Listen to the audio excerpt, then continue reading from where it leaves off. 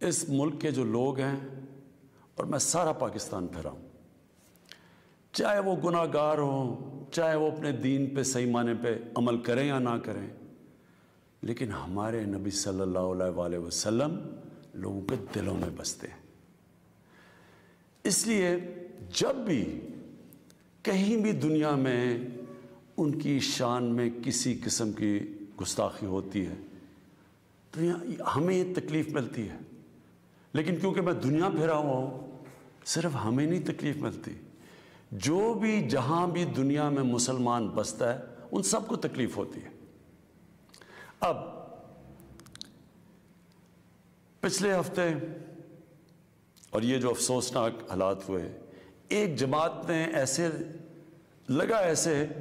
کہ ان کو شاید باقی پاکستانیوں سے زیادہ پیار ہے اپنے نبی سے۔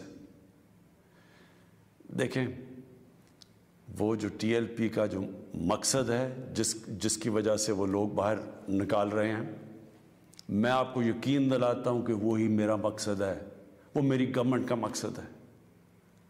ہم بھی انہی کی طرح چاہتے ہیں کہ دنیا میں کسی ملک میں ہمارے نبی کی شان میں گستاخی نہ ہو، صرف ہمارا طریقہ کار فرق ہے۔ ٹی ایل پی کا کیا طریقہ کار ہے اور میری گورنمنٹ اور میرا جب سے ہم آئے ہیں، ہم کیا کوششیں کر رہے ہیں کہ دنیا میں یہ گستاخی نہ کی جائے ان کی شان میں، وہ یہ ہے۔ ٹی ایل پی یہ کہہ رہی ہے کہ جو فرانس میں ہوا، فرانس کے ایمبیسڈر کو واپس بھیجا جائے، ان سے سارے رابطے ختم کر دیے جائیں۔ ہماری جو گورنمنٹ کا طریقہ کار ہے وہ میں ابھی آپ کو تفصیل سے بتاتا ہوں، لیکن مقصد ہم دونوں کا ایک ہی ہے۔ وہ بھی یہ چاہتے ہیں کہ کسی قسم کا کسی ملک میں کسی کی ضرورت نہ پڑے کہ ان کی بے حرمتی کی جائے، ہمارا بھی وہی مقصد ہے۔ تو میں آج ذرا طریقہ کار کے اوپر بات کرنا چاہتا ہوں۔ 1979 کے اندر، نہیں 1990 میں غالباً 1990 کے ارد گرد سلمان رشدی نے ایک کتاب لکھی۔ اس کتاب میں اس نے ہمارے نبی صلی اللہ علیہ وآلہ وسلم کی شان میں گستاخی کی۔ پاکستان میں پبلک سڑکوں پہ نکلی، یہاں امریکن ایمبیسی پہ اٹیک کیا اور لوگوں کی شہادتیں بھی ہوئی۔ اس کے بعد آپ اٹھا کے دیکھ لیں کہ ہر تھوڑے سالوں کے بعد کوئی نہ کوئی مغرب کے کسی ملک میں ان کی شان میں گستاخی کرتا ہے، مسلمانوں کو تکلیف ہوتی ہے، کہیں باہر ریاکشن بھی ہوتا ہے، یا ہمارے ملک میں مظاہرے بھی ہوتے ہیں، لیکن یہ ہر تھوڑے سالوں کے بعد یہی سلسلہ آگے بڑھ جاتا ہے۔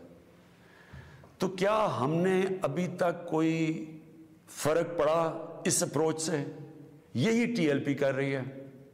یہ بھی یہ پاکستان میں کہہ رہے ہیں کہ مظاہرے کریں گے ہم، اور کیے ہیں انہوں نے، اور ہم سڑکوں پہ آ جائیں گے، پہلے بھی کیے ہیں، کہ اگر ہم ایکشن نہ لیں۔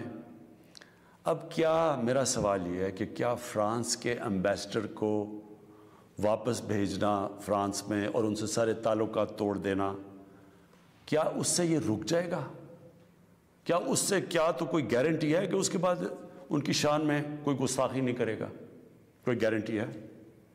میں مغرب کو جانتا ہوں، میں آپ کو گارنٹی کرتا ہوں کہ اگر آپ یہ کریں گے، اگر ہم یہ کریں پاکستان، تو اس کے بعد کسی اور یورپین ملک میں یہی ہوگا، آزادی کے رائے پہ نام پہ۔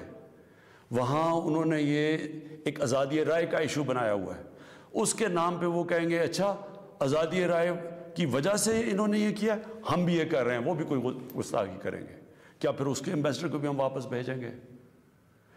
اور 50 مسلمان ملک ہیں، کوئی بھی اس طرح نہیں کر رہا، کوئی وہاں کہیں مظاہرے نہیں ہوئے، وہ بھی نہیں کہہ رہے کہ ایمبیسڈر کو واپس بھیجو۔ تو اس کا پہلے تو کوئی فرق نہیں پڑنا لگا فرانس کو۔